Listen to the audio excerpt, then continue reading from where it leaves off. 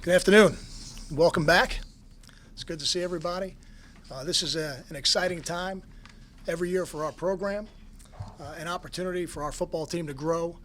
And when I say grow, I'm talking about personal improvement. I think that's where it starts with every individual player, working on the details of their position, and then ultimately the position group, improvement.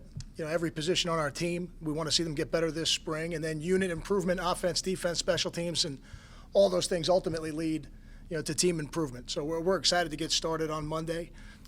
We've had a great lifting cycle, the longest lifting cycle we've had really in the 10 years that I've been here, and I thought it was good to us. We broke 19 all-time records as a football team, and that's exciting, but now we got to take advantage of the progress we've made in the weight room and on the turf. We do have some players that'll be limited or out this spring. I'll just give you their names, and then we'll give you a little bit more detailed report like we usually do when we start on Monday. But Paul James will be limited this spring. Janarian Grant will be limited this spring. Zach Heeman will be out this spring. Quanzell Lambert will be limited. Nadir Barnwell and Anthony Chaffee will also be limited this spring. Questions? What are some of your goals for spring camp? If we're talking to you on April 24th, what do you hope to get accomplished? We've got more competition at every position than we've ever had. So I think we've got some obvious situations that we have to see how they play out. We're going to have a new quarterback. We're going to have a new fullback. We're going to have a new tight end. Although we have some tight ends that have played. We're going to have to replace 3 starting offensive linemen, a nose guard, a middle linebacker, and 2 safeties. So, our goals are that at the end of spring, we're further along in that process of identifying those players than we are today, because some of the guys we're considering, we really haven't seen them play within our system yet. Can you talk about the quarterback situation, being that you've had battles before, but never really where you haven't had a quarterback with experience? I don't know that any of them are ever identical anyway, but I think there's some validity to what you're saying. We've only got 1 quarterback on our roster right now that's taken a snap in a Division I football game. When we went through this a couple of years ago, we had 2 that had started games. It's a much different situation. I think it's going to be something that's going to have to play out over time. What I would tell you is I'm pleased about how all of them have gone about their business, whether it's Chris Laviano, Hayden Reddick, Gio. I'm really excited about how they've operated so far. The true challenge now will be going in the huddle, getting the play called, getting everybody lined up, getting the ball snapped on time, making you read, making sure we're in good plays. Those are things that are going to be a challenge for us all spring, because we're going to be playing against some pretty good defensive players. But how important, like bowl practices are important for those guys who aren't starting to get some extra time. How important is it for their development, where in the past it may not have been as important? I think it's always important. As the players come through your program, you're looking for progress every step of the way. The difference to me is this: there's a much different opportunity for them in the spring. That in bowl prep, there's an opportunity.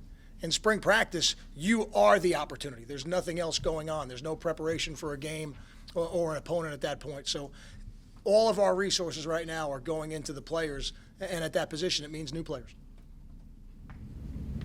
Kyle, with Bonal and Choppy limited, just how big opportunities are some of these young corners that are listed at the top of the Yeah, there's no doubt. I've always felt that spring practice is really where you set your preseason depth chart. And we've got some guys, Darian Daly, Dre Boggs, Isaiah Wharton, a new guy in Bless, that are really going to have an opportunity to set themselves up very well, for what we do in the fall. Because the 2 guys that are limited have played for us. So when they come back, they won't be starting from scratch, but they'll be starting over a little bit because they hadn't played as much. How important is Leonte Carew going to be for this spring in terms of leadership? When you lose the captains that we did, a guy like David Maluski, a guy like Michael Burton, a guy like Gary Nova was a 2-time captain, they don't get replaced overnight. But one of the advantages we have is having a guy like Leonte Carew come back, having a captain come back in Darius Hamilton. So every year there's a changing of the guard on your football team and in your locker room. And I'm excited about how some of the upperclassmen, it's not always seniors, but in Leonte's case he is, how some of these upperclassmen, Leonte included, have really taken the reins. We ultimately won't decide captains, I think, till the fall, but Leonte has done a good job of filling that void so far.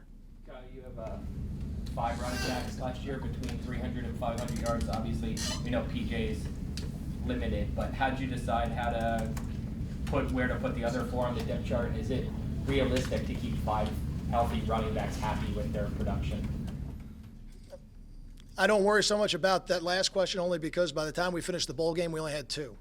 So I see it as a group of players that are really talented and one of the more talented rooms in our building, and we're fortunate to have the numbers that we do. Really, in terms of how they're listed, it's really just by production, and it's a starting point.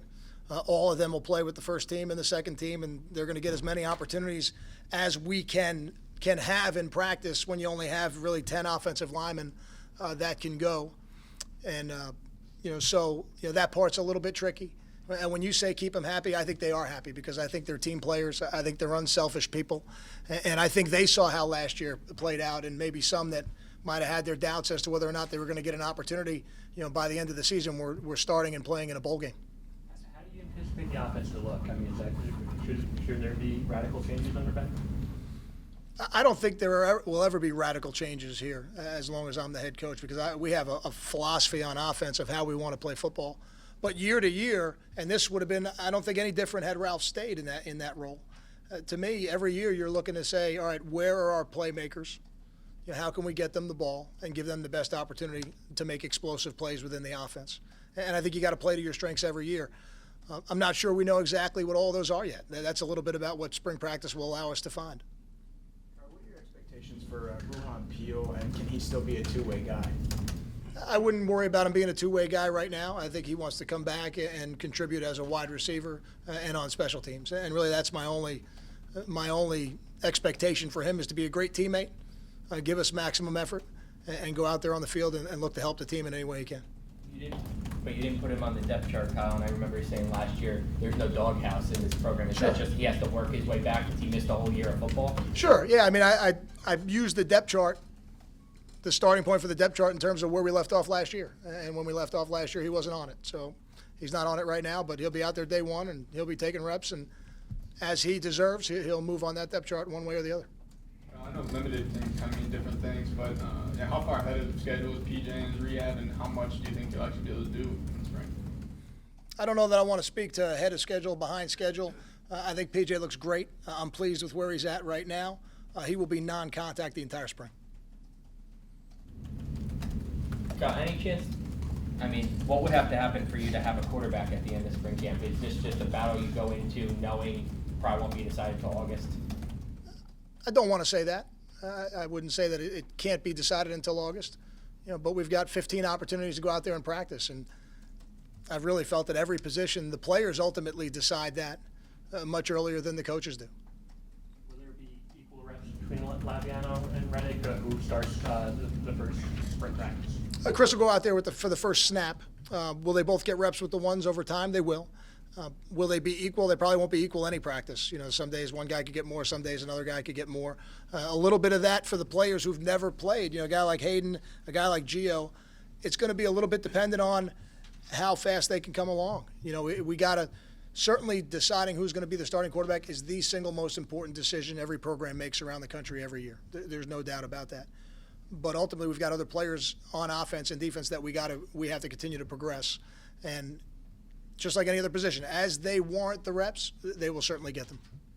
For early enrollees this spring, how are those guys coming along, and what's your expectations for them? I'm excited about how they've come along because I feel like they've really assimilated into the team very well. And you guys are going to have a chance to talk to them when I'm done. I think they're coming in right now.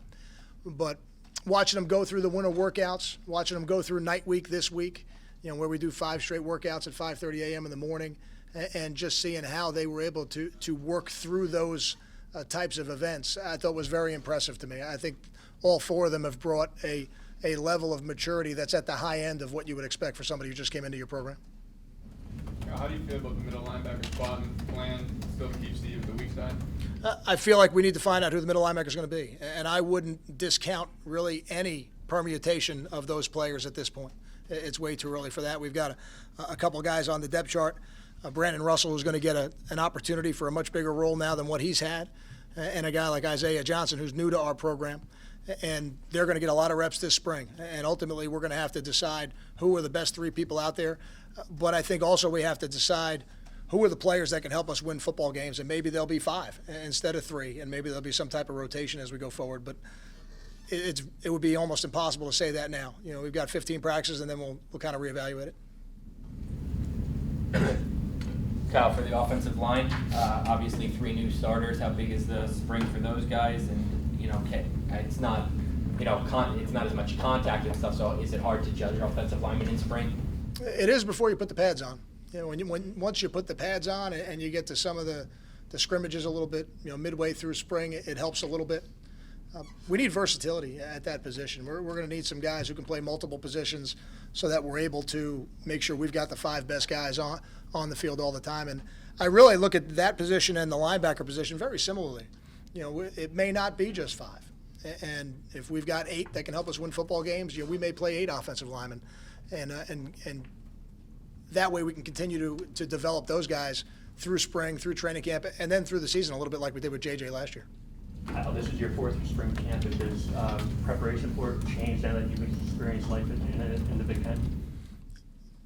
From a preparation standpoint, I think the most important thing is that you're looking at your team every year. You don't want to just use the same format you used last year because it was a good format and you felt good at the end of it, because your football team may need something completely different. So, as you guys watch practice, the schedule may seem the same, but there's some tweaks in it, and you guys probably already have noticed the tweak in the calendar. Instead of being 5 weeks, it's going to be 4 weeks, and there are reasons for that as well.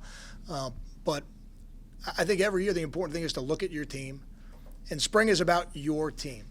We'll think big picture. We've done it already, and we'll do it after spring, but for the next 4 weeks, we're completely focused on developing our players. Kyle, I know at the end of the season, some of the guys talked about how going through the Big Ten for the first time and how physical it was, the need to get bigger, stronger, which you always want to do. But did the weight training change in any way to kind of bulk some guys up? I don't focus on the weight. I focus on explosion. That's really what I'm looking. We're looking for explosive athletes, and I can only point to the results. When you break 19, all-time records, that tells me that we're moving in the right direction as a program. So when we do it, to answer your question, we don't put the focus on getting bigger. We put the focus on being more explosive, and if we get bigger in the process, that's fine. That byproduct is not an issue for us. I'm pleased with where the team's at right now. I like the way we look. You mentioned the condensed schedule. What are the reasons behind that? Those are things we discuss in-house. I don't know that I'd want to reveal the strategy behind it, but we just felt like having a 4-week spring practice would be the best way that we could both develop our football team and also challenge them. Without Tyler Croft in there, how do you see the tight end position shaping up? We've got a lot of guys that I really like, and they're going to battle for playing time. And that's probably about all I can tell you about it right now, because we've had a guy like Tyler for 2 years who's been the starting tight end and certainly the clear-cut starting tight end, and now we don't. And as I look at the depth chart, 1, 2, 3, we've got 3 guys that I would feel really good about putting in a game today, and a 4th that I hope by the end of spring I'd feel really good putting in a game. And there's a lot of things I think Coach McDaniels can do when you've got 4 viable tight ends, whether you're playing them 1 at a time or you're playing them 2, 3, 4 at a time. Time for 2 more questions. How much of an advantage is having such a, the depth that you have defensive line coming back this year? It's one of the strengths of our team. I believe that. We've got some players, though, at that nose guard position that have to prove themselves. A guy like Sebastian Joseph, who's played a little bit for us, a guy like Kevin Wilkins, who has not, a guy like Eric Waif, who will be down the line at the 3 technique position. We've got some young guys that look really good. And when you look at them, you say that's great to have depth, but your depth only gets tested when it gets tested. So we're going to try and test it this spring, and we're going to see how some of those guys react. But I share the sentiment of your question, which is I do think it's one of the stronger position groups on our team.